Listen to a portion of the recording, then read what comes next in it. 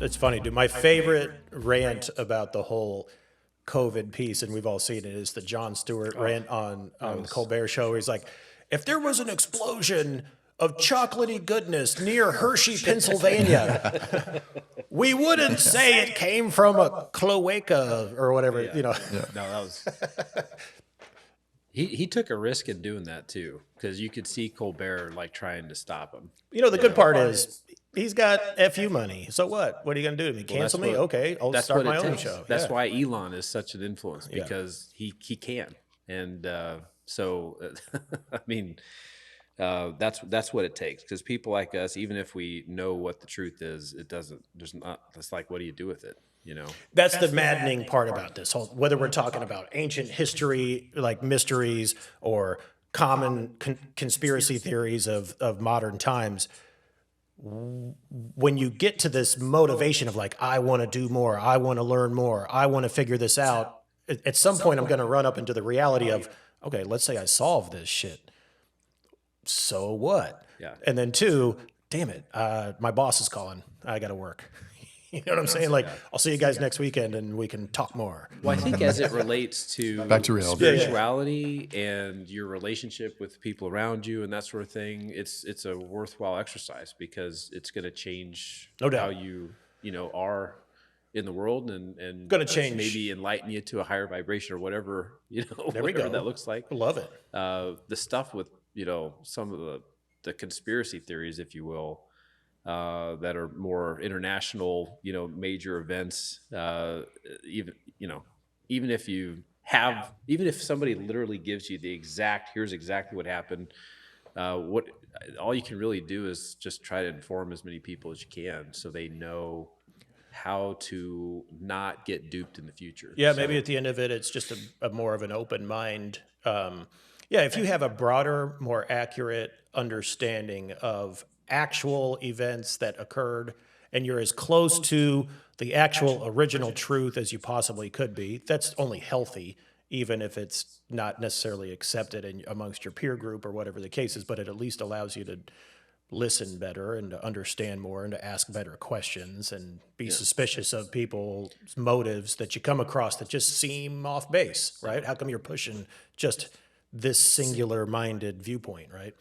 Well, there's, you kind of think about whether it's a Catholic family or someone who's homeschooled, like back in the day when homeschooling really meant you just didn't have social interaction. It sounds like it's a lot. I mean, it's a lot better now. I'm sure. I would imagine it is. Good programs and things. But,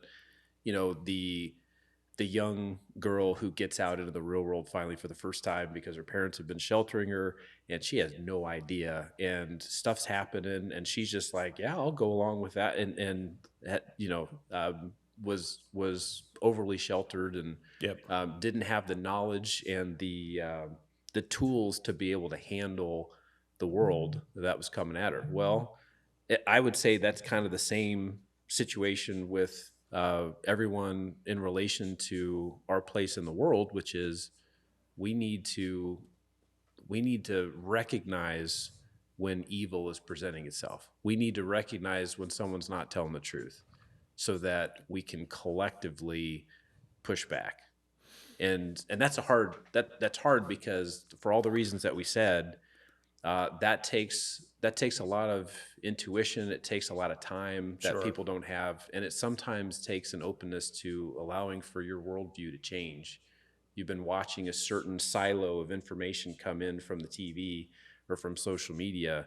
And so you've kind of got a worldview presented to you that knows what your interests are and knows what you like it to be, and then just presents that to you as if that is the God's honest truth. And so when somebody you meet who may have a really good point starts bringing up something that goes against that, you're immediately just like, no, I'm not listening to that. That's I would say if there's a skill that we are losing at rapid rates, it's just the skill of listening. Just listening to others. You don't even have to say anything. You don't have to disagree. Just listening itself is not occurring when it's an opinion that you disagree with. That's why I think asking questions is a powerful tool in that instance, because there could be something that's considered evil. However, being an English major and a storyteller and growing up with writing screenplays and things like that. There's such a power in perspective. And so if you were to take somebody's personal viewpoint on something and they see something as a threat or something evil, if you were to change the storyline and write the perspective from that evil person, it changes everything, and it gives you some sort of, origination on why that person is evil and where they're coming from. And there's so much power in perspective.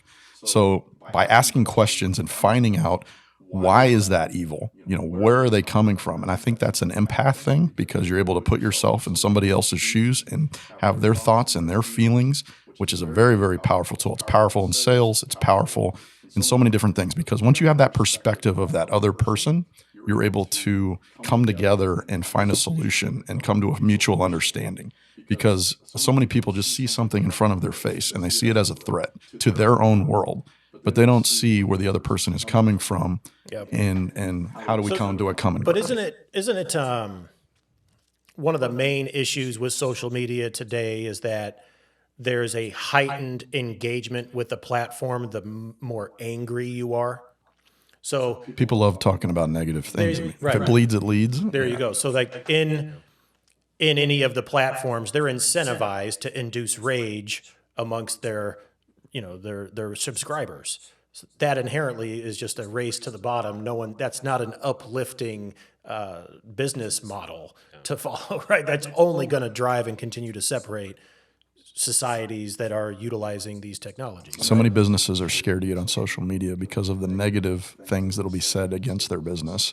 So how to mitigate that is to respond to it quickly and not let it fester and not let it grow, and people build on that negativity. So you have to take that piece of negativity and nip it in the bud and find out ask questions, find out the reason why that person is being negative.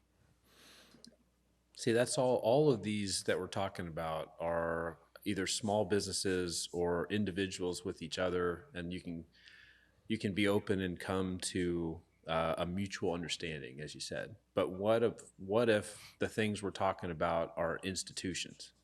And so one of the big things that happened through the last few years is the trust in major institutions has really eroded, and that is a problem, because if nobody, we're again, it's just like the media. Where do you get your information? Where can we all agree? When it comes to science, what source of information can we all put trust in? Yeah, like Billy Carson talks about these, BlackRock, all these major institutions that you never hear about that are helping making these large decisions. They're just behind the curtains, puppeteering all these different, things out into the world. They own a lot of different major institutions that we read about every single day on social media and newspaper and headline news. But they're the parent companies of all these groups, and they're major financial, energy, all the main staples that you just don't hear about on a daily basis. Like what are their stances? Where is their spokesperson?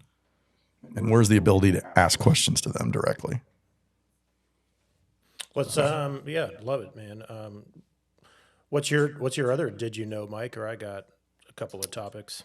Yeah, I know at least Burt and I have been very interested in Skinwalker Ranch, and that whole. I mean, I'm sure a lot of the public out there has been involved in this History Channel documentary that I believe is starting their 4th season. So, how would you summarize the Skinwalker Ranch series? Just what it is for our listener.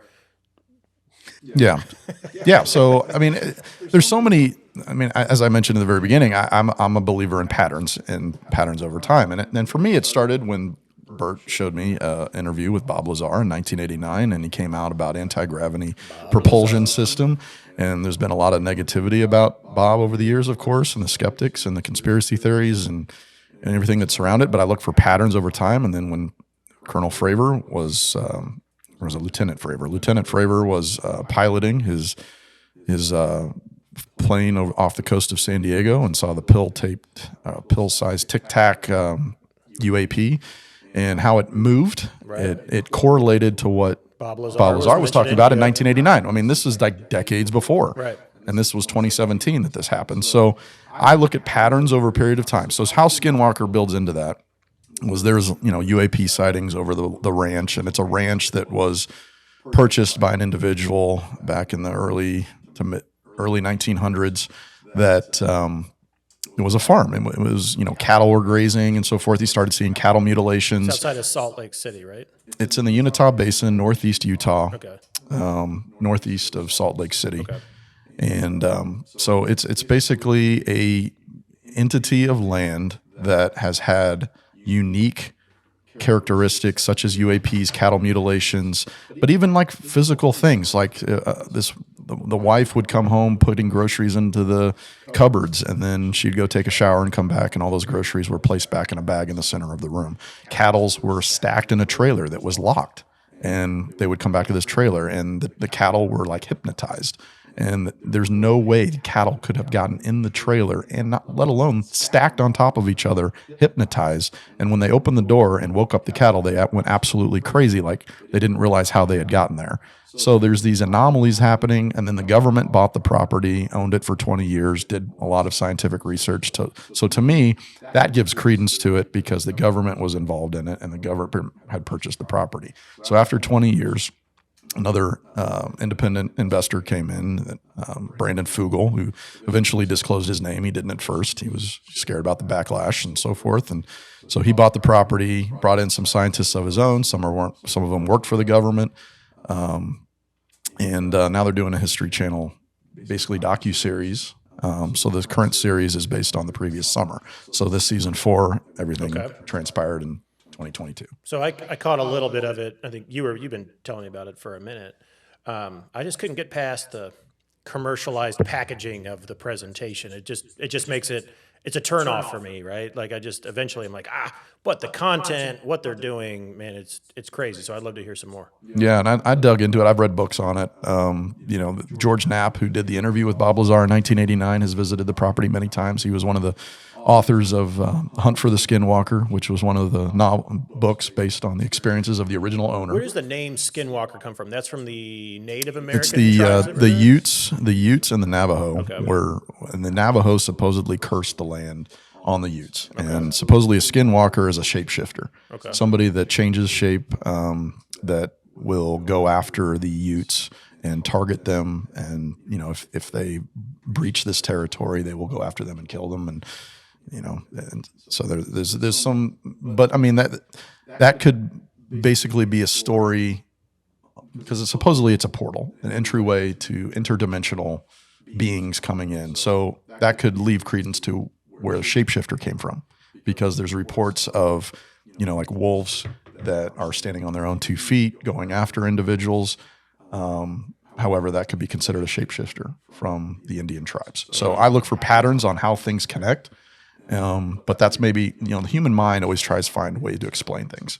It's like what I'm seeing right now, how do I explain that? How do I make that real? Or maybe it's the Navajo that cursed the land, and then that's what that is. So I try to dig into that and ask why.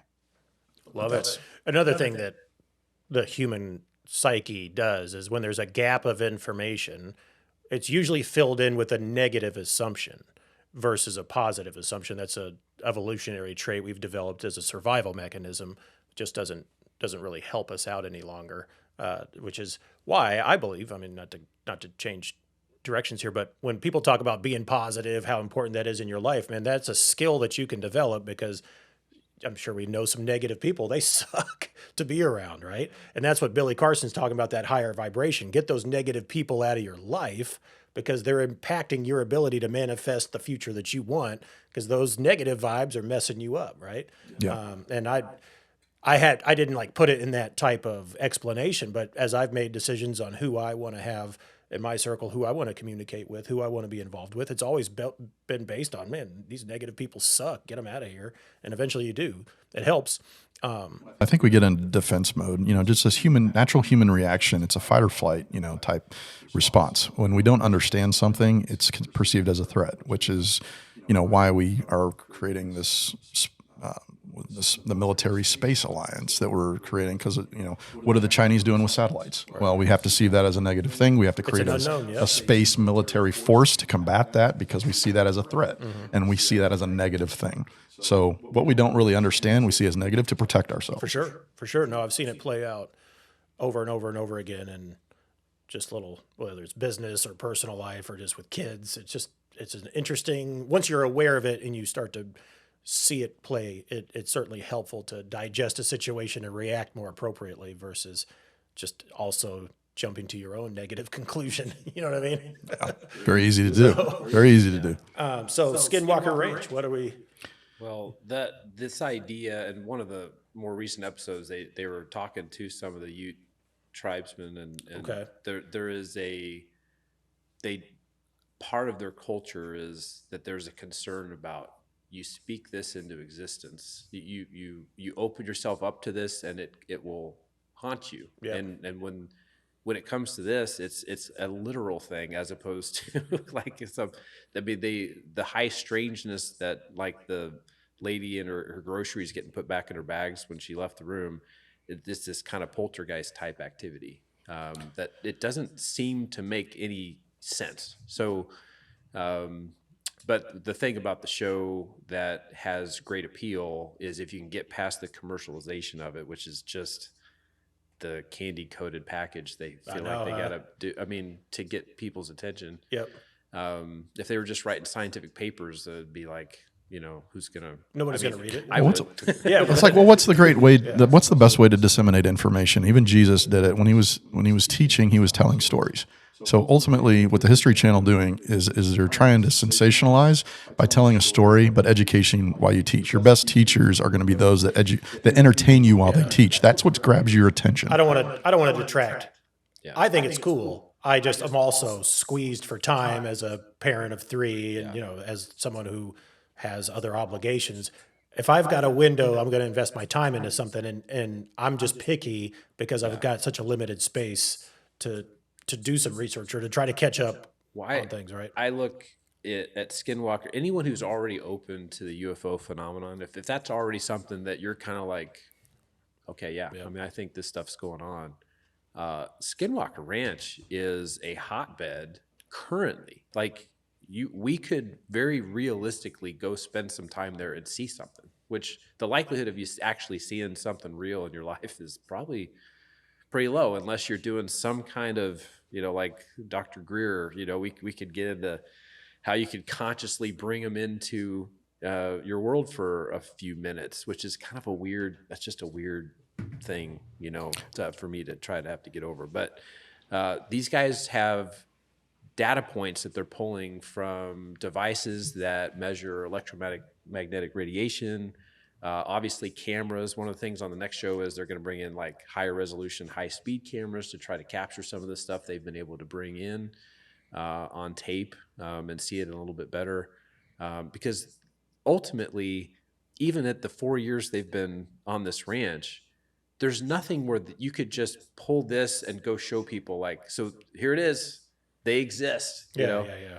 but it's just all this stuff that can't be explained. 100% of the experts that they have had come on with whatever types of equipment, whether it's, gamma detectors or radiation or electromagnetic different frequencies. They've had people come in with the drones was the most recent episode where, these shows where the drones are so perfectly coordinated to create shapes in the sky, and it's amazing.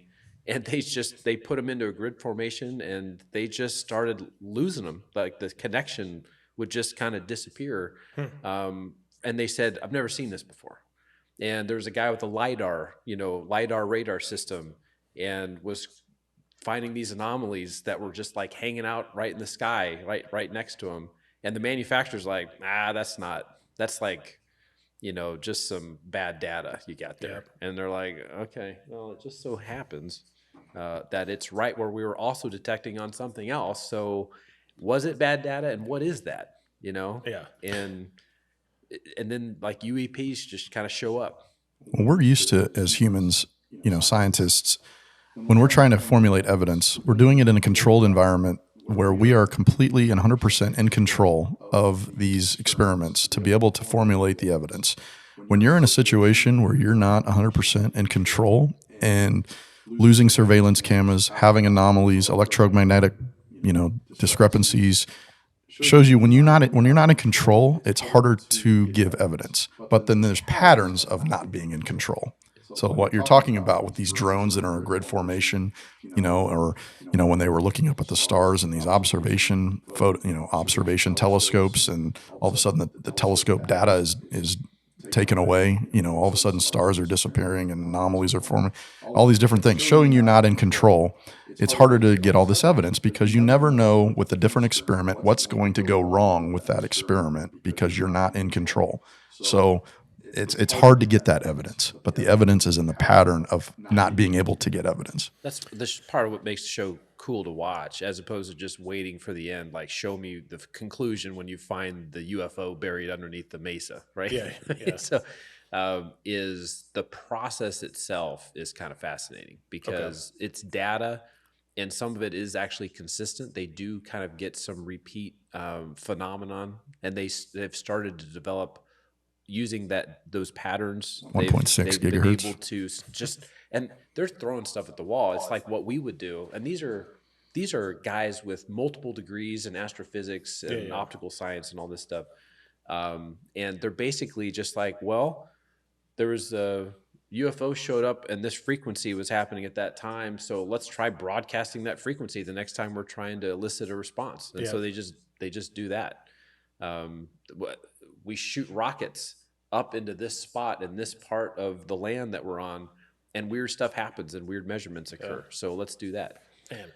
Interesting. There's well, I was just going to say, any- there's a historical part of that with these Native Americans that goes back thousands of years. Their cave drawings show what they brought in. I don't know if you call them an interpreter, but I mean like the cave diagram stuff that's on the rocks, and had him It's like a hieroglyphics expert type stuff. Okay. And he said they're describing portals. Aha. The way that you would think of a portal. Yeah, these rock between formations. this world and that world, right?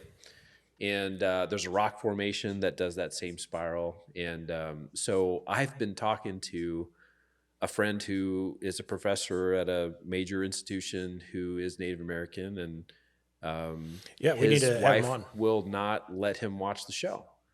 And he hasn't watched it. He started to watch the first episode, and she came in and she's like, "What are you doing?"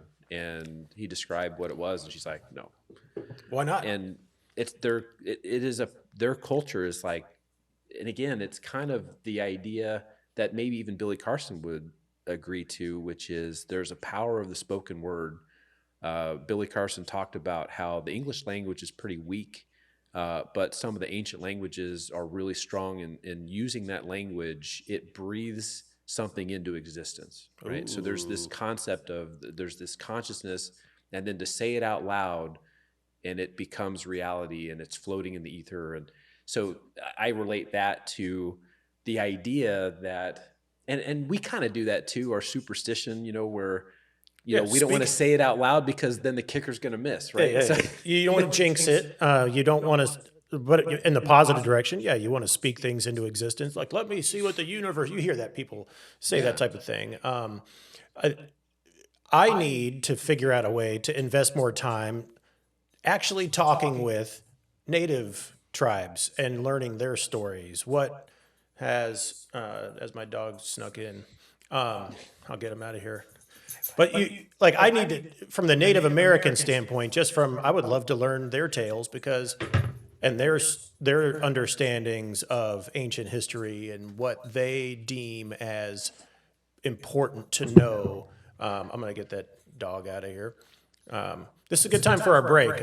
Brought to you by Squirt, the sponsor. That's a great soft drink. Roscoe knows better to not be in here. One sec. So the next topic here that I got, I actually brought a little piece on it, but sent myself to my work email. But so I like to hear your guys' thoughts, and this goes to me back into understanding, and I want to talk more with more Native American, just anybody really. I don't have any Native American friends.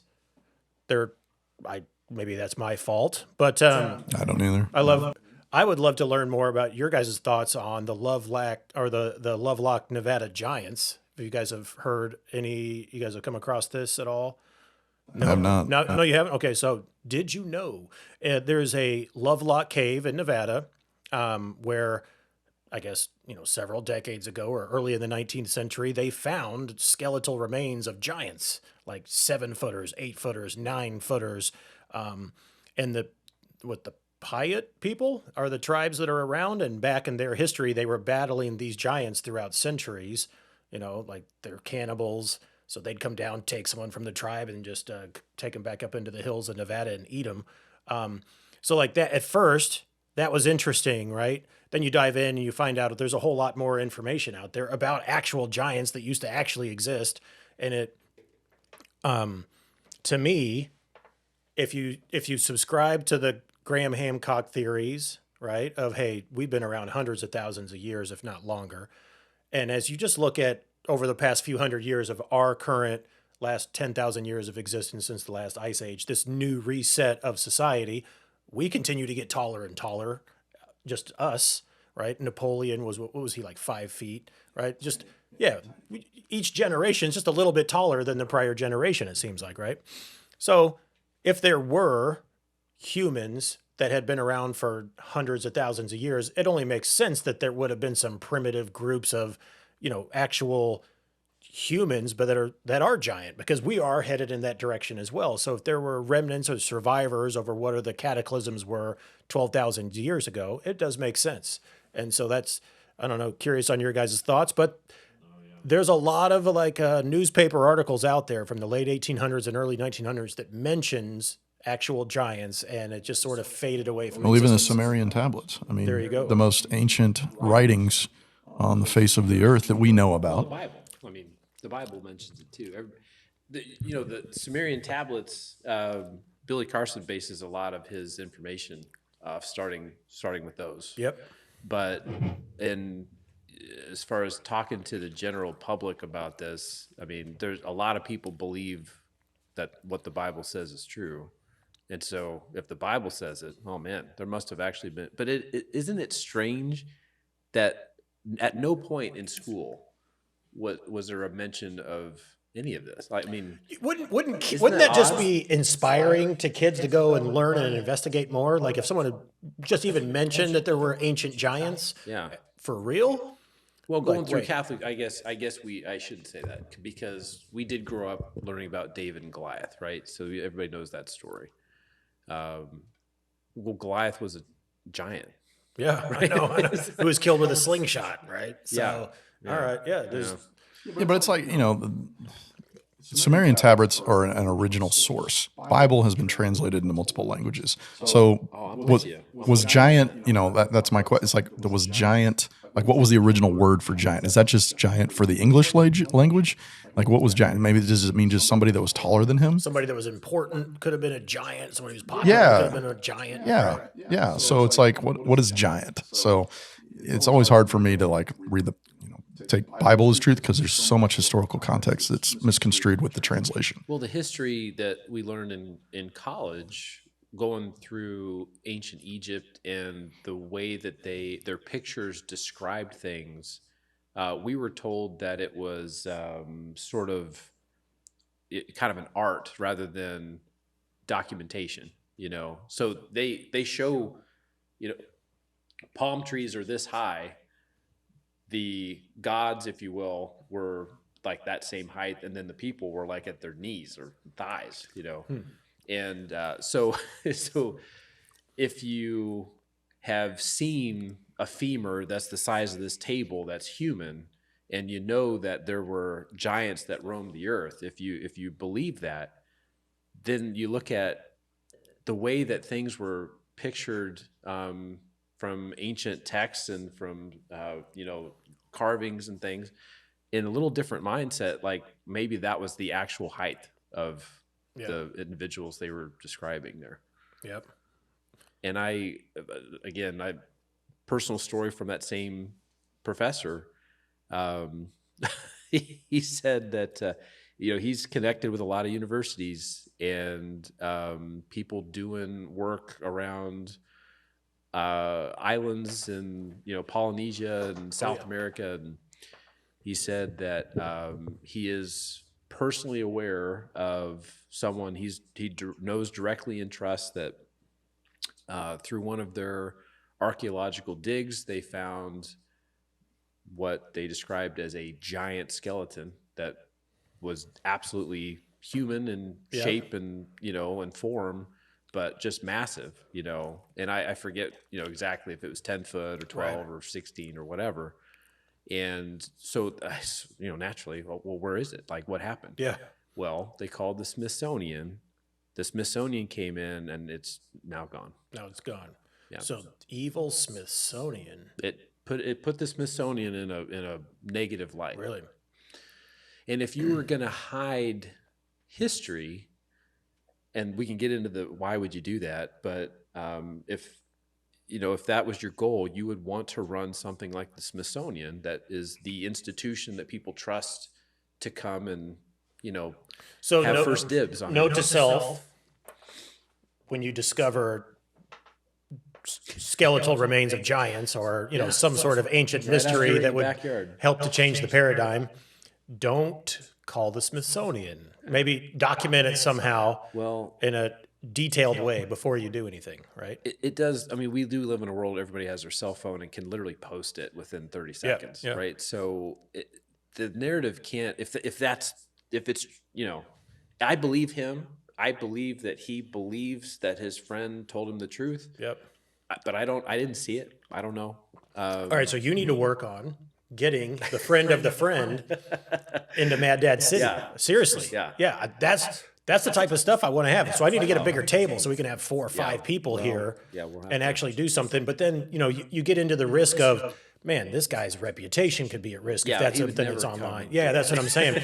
But that's why on this show, I'm trying to at least have a little semblance of anonymity if you want it. Yeah. Where it's not going to tie in unless someone doxes you in the comments or something. If it, if we get to like 1,000 subscribers someday, where there's people actually watching some episodes. Yep. But yeah, dude. So the invite's always out there. Make sure that. But your doctor friend who's Native American, would he be interested potentially? Right.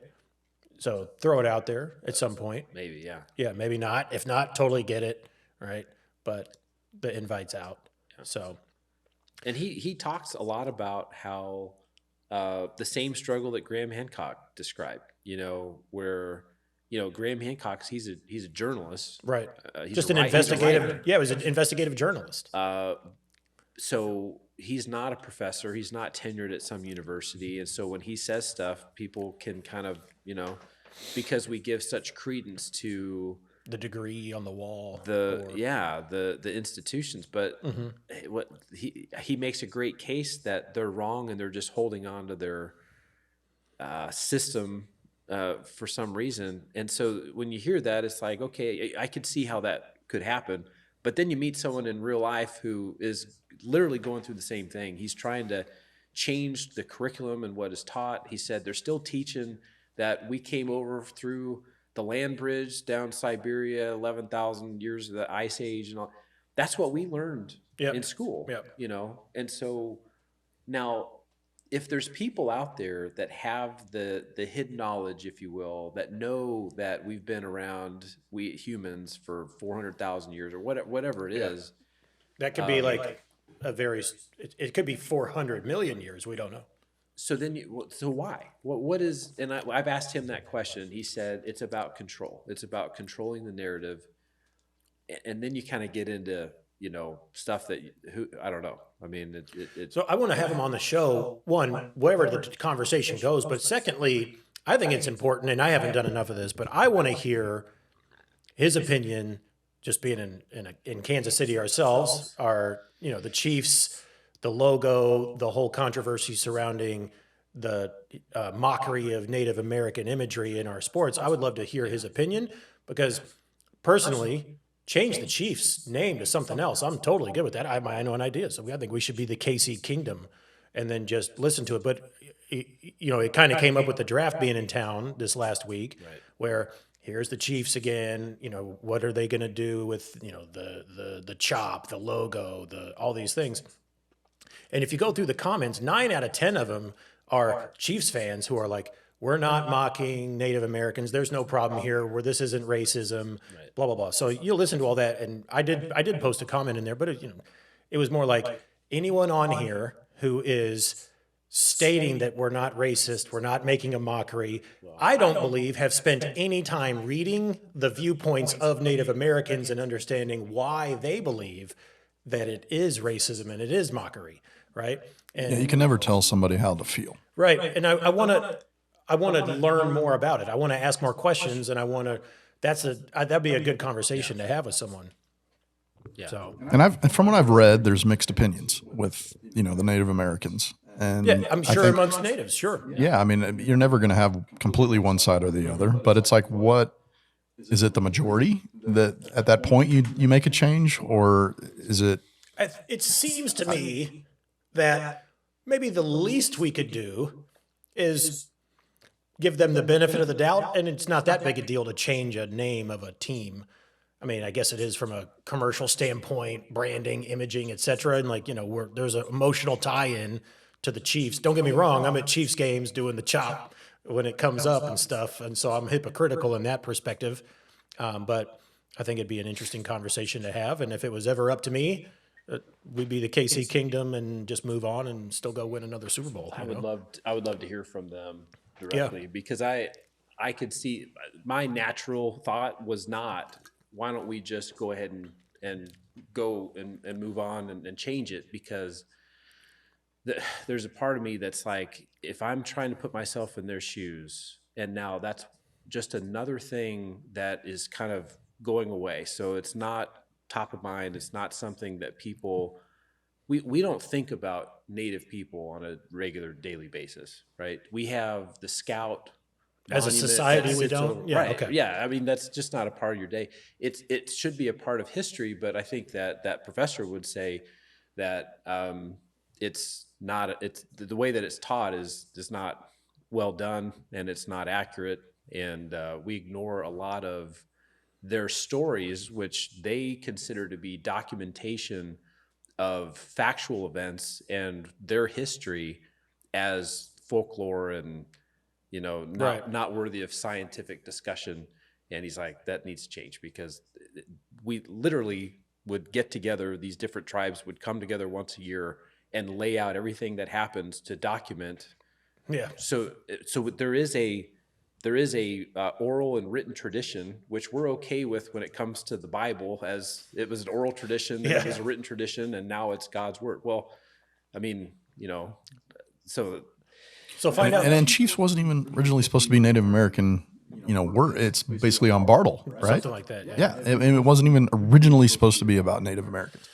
Just what does it mean today, right? It'd be an interesting conversation. How do people perceive it? What's it behind?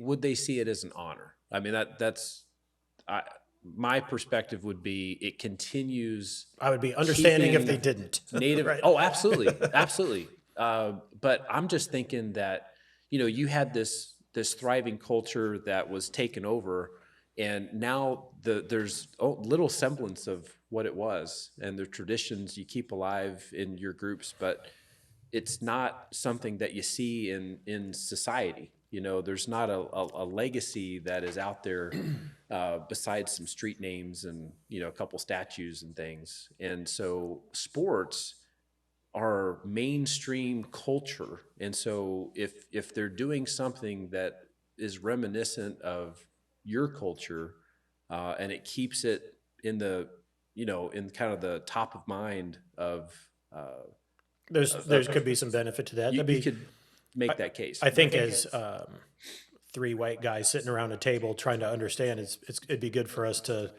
have some direct Well, that's where participation. Who are the people that are saying that it needs to change? It's a bunch of liberal white people. Sure. All the people that are getting online and saying no, it doesn't need to, are a bunch of probably conservative, like Generally beer speaking. drinking, Yeah. used to drink Bud Light and don't anymore. Yeah. I mean, like, that's right. That's who's. Wouldn't that be great if we did change the name at some point here soon, just in today's current cancel culture, all of the Chiefs fans who are never going to cheer for the Chiefs again, except 3 games into the next season, they'd be like, all right, I need some football.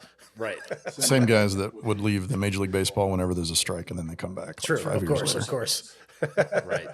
Oh man, But as long as we're not the Guardians or something like that.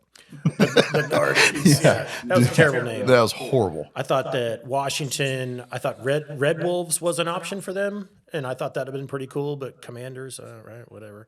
I mean, the Braves would need to change. The Chiefs, the Blackhawks. Are those really the only Because three? yeah, because I mean the Commanders, I thought that was pretty cool because it's based off of that the group of pilots that flew in World War II. I'm not saying the story from a name, just my own personal. What would I have been okay with or more accepting of? Yeah. I'm used to it now. I actually thought just the Washington football team was stuck for a while too. Yeah, I mean it felt like a rugby feel to it, like a rugby name. Don't even change it anymore. Just. But all right. So I got another. Did you know? Let's bring it up. All right. What are your guys' thoughts on the Piri-Reis map? You guys know anything about this? I do not. All right. So there's a Piri-Reis map. It's compiled by a Turkish admiral in the early 1500s. 16th, it has details of the 16th century map of Antarctica with accuracy. We didn't discover Antarctica until the 1820s. Yeah. And the details on the Piri-Reis map are detailed Antarctica prior to it being frozen over. So it's like the actual landmass, and it's been 7,000 years since Antarctica was first devoid of ice, or the last time it was devoid of ice. Yeah, I mean really I don't know too much about that, but this latest Billy Carson podcast talked about that and basically hinted at every so often the poles change Oh, yeah. on the planet Earth and will drastically shift the continents.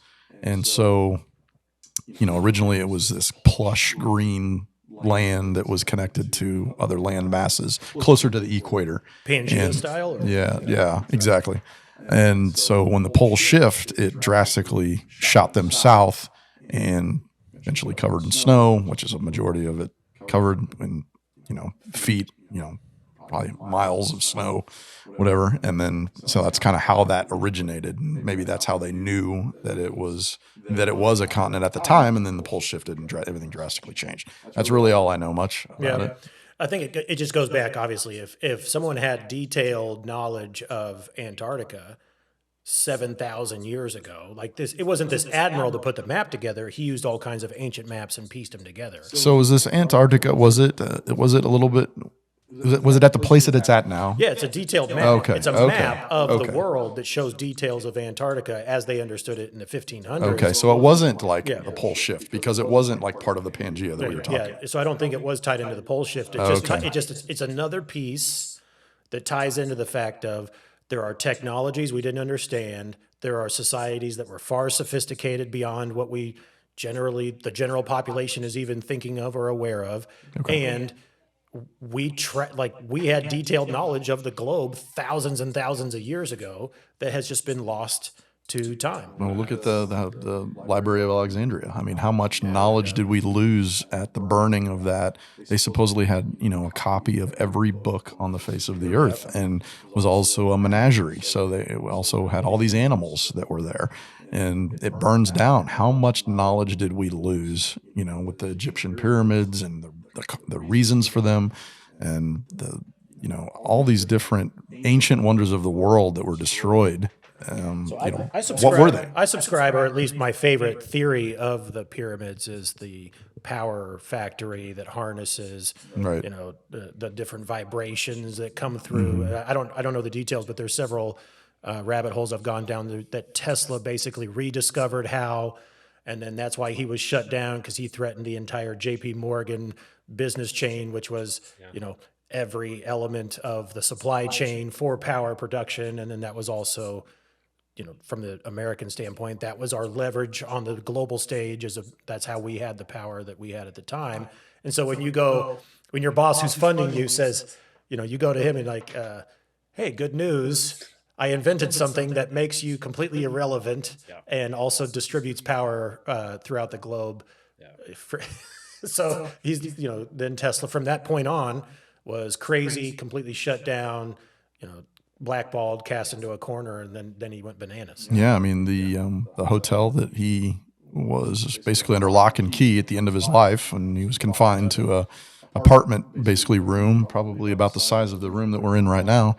And FBI agents that were living in a room three doors down, waiting for him to pass away. And when he did, they immediately confiscated all of his trunks and had it for 3 days before the general public knew that he had passed away. So I look at patterns, and to me that there's something there that was of interest with the government, Well, that threatened the government. there's a documentary that's coming out in a couple months, I think, that is talking exactly about. It's probably, I mean, at that point in time, if it threatens J.P. Morgan, I'm sure he had ties into the government and had some pretty strong sway, right? So if his entire industry is threatened, then the government's going to be very persuaded by J.P. Morgan if he has a big problem with something. And the apartment building that he was living in was conducted like a needle of electricity, and so he was conducting experiments in the building he was living in, but it was controlled because he was under lock and key. So it was almost like an indentured servant of the government in J.P. Morgan. So I don't know. It's just, when was that, like 1900? I'd have to go Was it back and late look at when. 18? Let's see when Tesla died here. So Dr. Stephen Greer, who is considered to be a 1943. ufologist, one of his major things that he talks about, and that's what this documentary is about, I think it's going to be called The Lost Century, is basically saying that since then, we have had the technology to obliterate the system that we all rely on, based on oil and gas. And it's exactly the concept that Edison, was quoted as saying that if we can't put a meter on it, we don't want it, Yep. And Tesla wanted to provide free energy for everybody. And How dare he think of such a thing? And so then you kind of tie it into the UFO thing. Well, okay, so if you do have anti-gravitational capabilities, you're pulling energy from the quantum vacuum, right? So 0 point energy. So if these are ours that are flying around, if David Fravor, who is Commander Fravor, is he's legit. Like you watch him, and he's believable, and he saw something, and it had no wings, it had no propulsion, it didn't shoot something out the back that it was taken in from the front and light it on fire like we do everything.